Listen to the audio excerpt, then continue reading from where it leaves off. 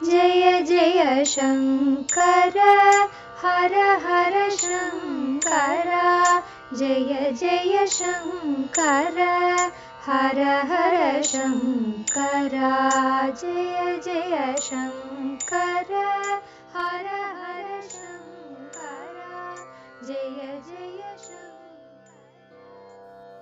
அத்வைதம் தெய்வத்தின் குரல் இரண்டாம் பாகம் சங்கர சம்பிரதாயம் தொடர்கிறது. ஆனாலும் பொதுவாக அத்வைத்திகள் என்றால் சைவர் என்ற எண்ணம் ஏற்பட்டதற்கு ஒரு முக்கியமான காரணம் உண்டு.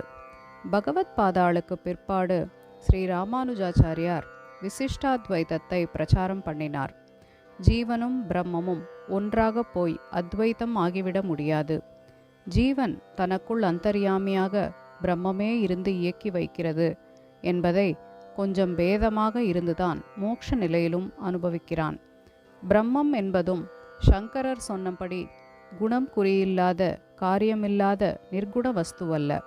அது சகுணமானதுதான், காரியம் பண்ணுவதுதான்.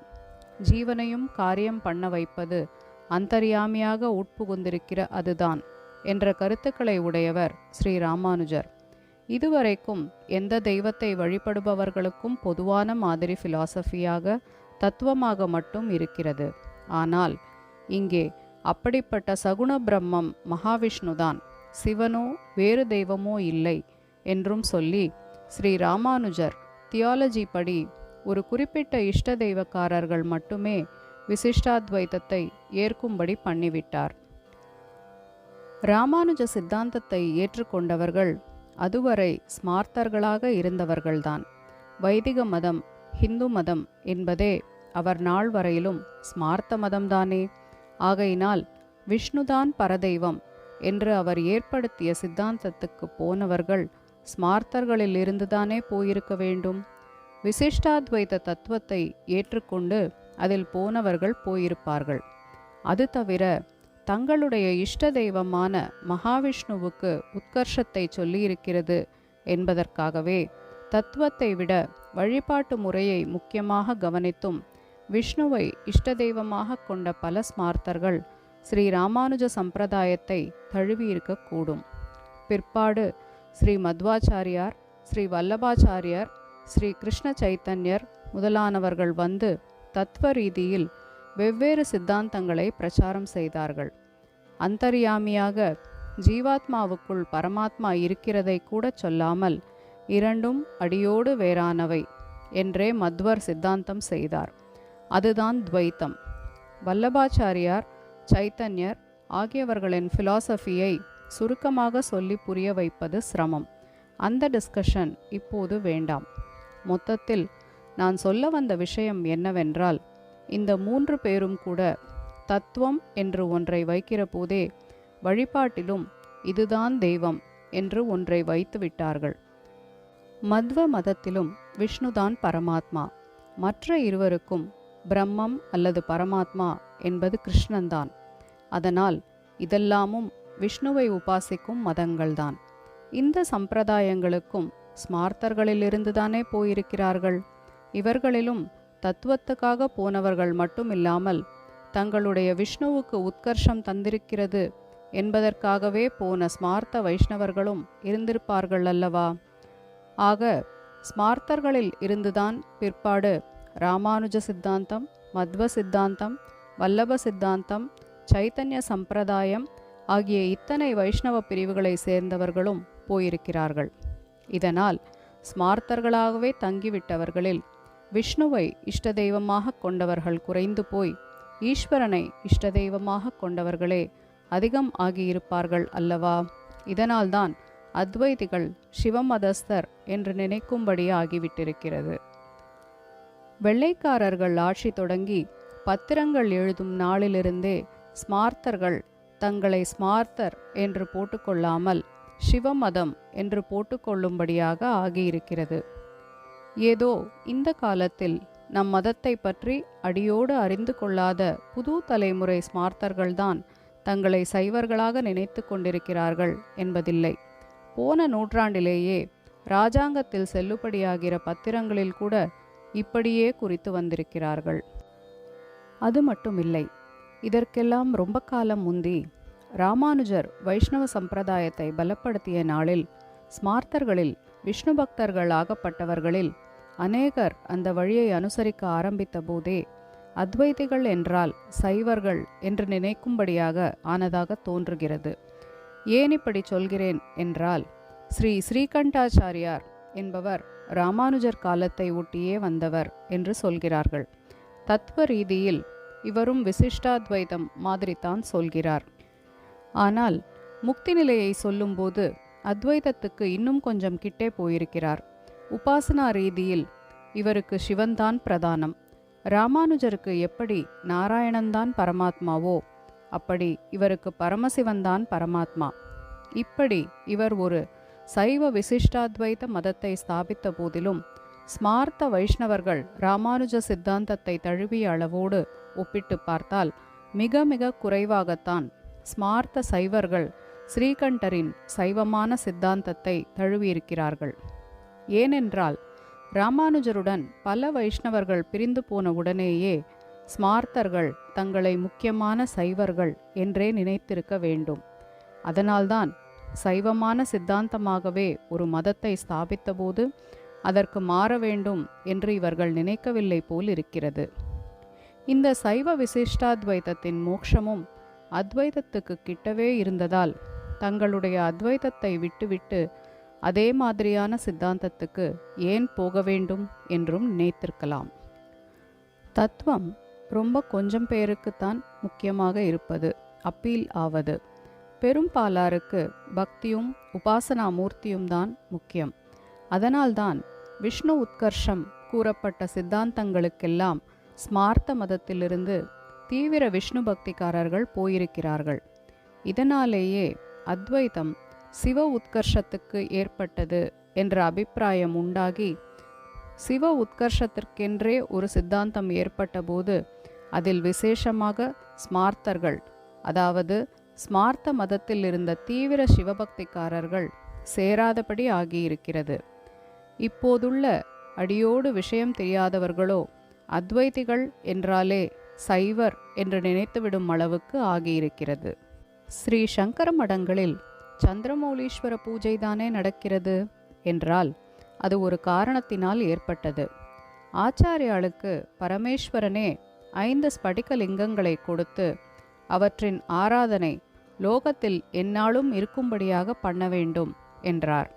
அவற்றில் 2ஐ ஆச்சாரியால் ஸ்ருங்கேரியிலும் காஞ்சிபுரத்திலும் உள்ள மடங்களில் வைத்தும் பாக்கி 3ஐ நேபாளம், கேதாரிநாத், சிதம்பரம் ஆகிய இடங்களில் ஆலயங்களில் வைத்தும் அவிச்சின்னமாக ஆராதனை நடக்க வழி செய்தார். சங்கர மடம் என்றால் எல்லா மடங்களிலும் யூனிஃபார்மிட்டி இருக்க வேண்டாமா? அதனால் மடங்களில் சந்திரமௌலீஸ்வர பூஜையை வைத்தார். ஆச்சாரியாளுக்கு லக்ஷ்மி நரசிம்மமூர்த்தி ஒரு சாலக்கிராமம் கொடுத்தார். ஈஸ்வரனே தம் ஸ்வரூபமான ஸ்படிகலிங்கம் தந்தது போல் நரசிம்மமூர்த்தி தன் ஸ்வரூபமான சாலக்கிராமத்தை கொடுத்தார்.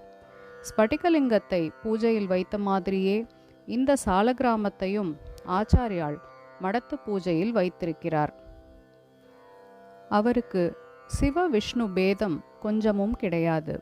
சிதம்பரத்தில் ஸ்படிகலிங்கம் பிரதிஷ்டை பண்ணின மாதிரியே பத்ரிநாத்தில் நாராயணனை பிரதிஷ்டை பண்ணியிருக்கிறார். அங்கேயே ஒரு மடம் ஸ்தாபித்திருக்கிறார்.